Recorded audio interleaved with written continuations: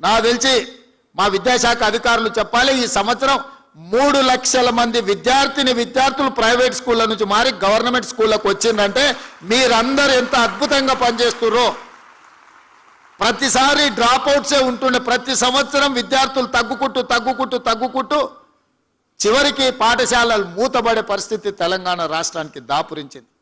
అక్కడి నుంచి ఈ సంవత్సరం మనం పెట్టిన ఎఫర్ట్స్ తోటి 3 లక్షల మంది విద్యార్థులు అదనంగా ఈరోజు ప్రభుత్వ పాఠశాలల చేరిండ్రు అని అంటే నేను మనస్ఫూర్తిగా మా టీచర్లను నేను అభినందిస్తున్నా. మీరు బాధ్యతతోని వ్యవహరిస్తున్నారు, దీన్ని ఇంకా వేగంగా ముందుకు తీసుకెళ్ళాలి. ఆ మధ్య నేను పేపర్లో చూసిన, పిల్లలు రావడానికి స్కూల్కు ఆటో లేదు అని అంటే ఆ టీచర్లే చందాలు వేసుకొని ఆటోకు వాళ్ళు డబ్బులు ఇచ్చి ప్రతిరోజు పిల్లల్ని బడికొచ్చే విధంగా జీతంలోకి వెళ్ళి కొంత కేటాయించి పిల్లలకు ఆటో వసతి ఏర్పాటు చేసి ఈరోజు కొంతమంది టీచర్లు పిల్లలకు చదువు చెప్తున్నారంటే వాళ్ళ సోషల్ రెస్పాన్సిబిలిటీని నేను అభినందిస్తున్నా.